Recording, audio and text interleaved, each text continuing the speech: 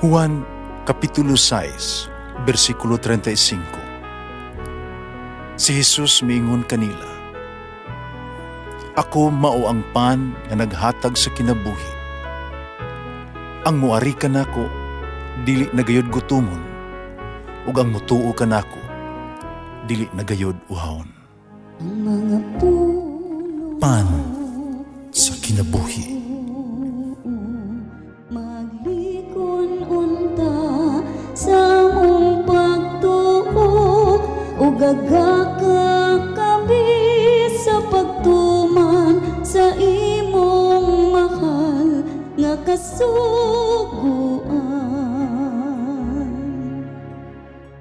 Ang Ginoo manaakan ninyo. Ang Santos Ebanghelyo sumala ni San Lucas. Sa diha nga linibo ang mga tao nga nagposiso kaniya, tungod niini nagtinudmanay na sila. Miingon si Jesus pag-una sa iyang mga tinunan. Pagbantay kamo sa ipapatubo sa pan sa mga Fariseo, kamo ang papakaron ingnon. Bisan unsang gitabunan madayag, ang tanang tinaguan mabutyag. Busa bisan unsa ang inyong gisulti dito sa ngitngit, madungog diha sa kahayag. Bisan unsa ang inyong gihunghong dito sa tinakpan nga lawak, isinggit dito sa mga atop sa kabalayan. Sultihan ko kamo, mga higala, ayaw kamo kahadlok kanila nga makapatay sa lawas apan wala nay laing mahimo. Tug-anan ko kamo, kinsa angay ninyong kahadlukan. Kahadluki ang Dios. Na human mapatay, may gahong pagyod pagtambog ngadto sa impyerno. Oo, kahadluki gayon ninyo siya. Di ba ang lima kagagmayng langgam, ibaligya man lang o duha kadako? Panwalay usa kanila, ang kalimtan sa Dios. Bisag gani ang tanang buhok sa inyong ulo, giihap niya. Usa ayaw kamo kahadlok. Labaw pa kamo kaamog bili kay sa daghang mga langgam. Ang Ebanghelyo sa Ginoo. Pasalamati ang Ginoo kay siya maayo, ang iyang gugma mulungtad hangtod sa kahangturan. Pasalamati ang Diyos sa tanang mga Diyos, ang iyang gugma malungtaron. Pasalamati ang Ginoo sa mga Ginoo, ang iyang gugma malungtaron.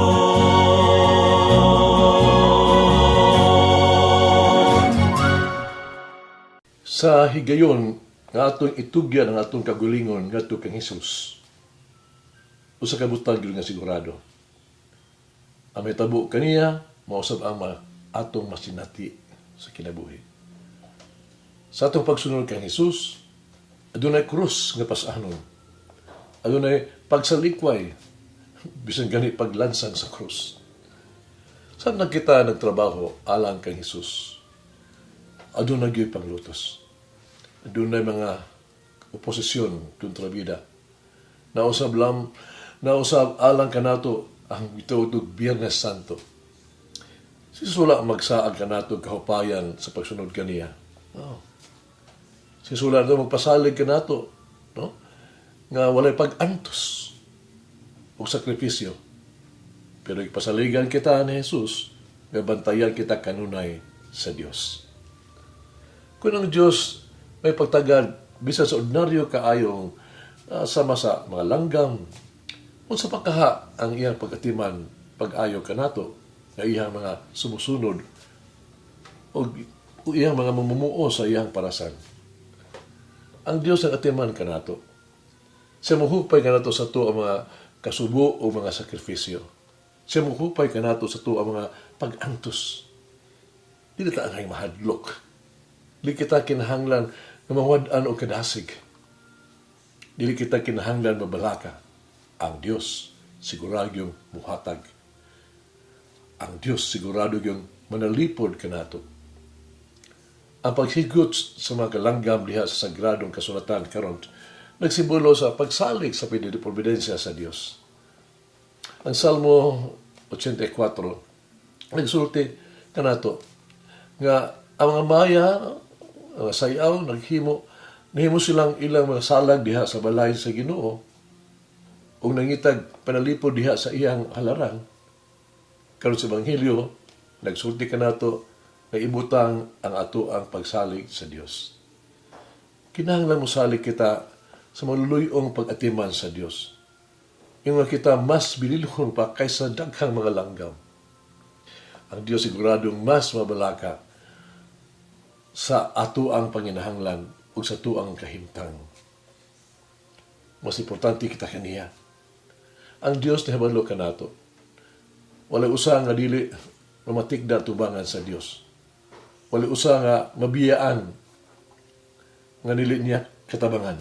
Wala usa nga biyaan sa Dios. Sigurado gyud nga bantayan kita pag-ayo sa Ginoo.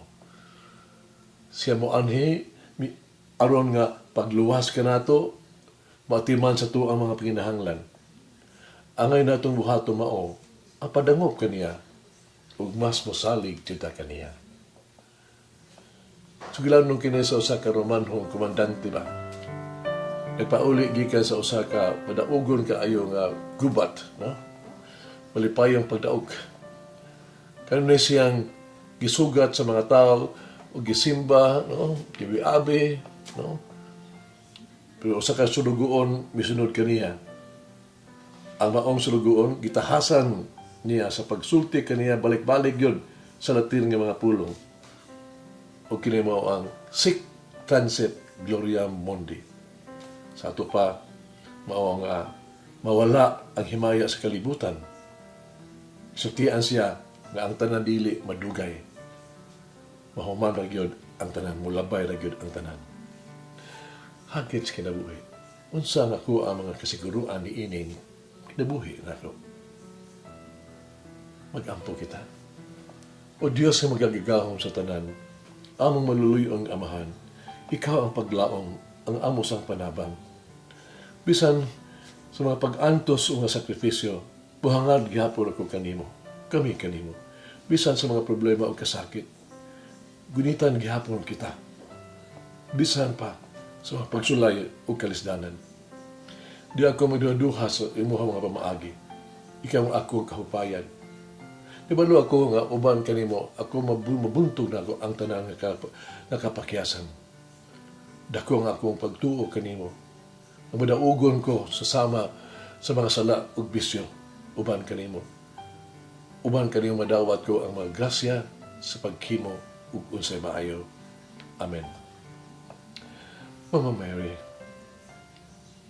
may I fear all that can separate me from the love of your Son, Jesus.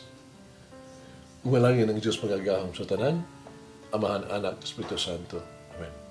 May the Lord of the divine mercy bless us all, heal us from all diseases and suffering. Ayun unta niya kita, tanang mga sakit na sa lawas o sa kalag, body and soul. In the name of the Father, the Son, and of the Holy Spirit. Jesus, I trust in you. Amen. Kay galaan inyong nabati ang pagpaambit ug hamubong pamalandong sa pulong sa Dios pinaagi sa tulumanon pan sa kinabuhi nga gidumala ni Monsignor Daddy Silva. Hangtod na usab sa sunod higayon, daghang salamat. The bread of life.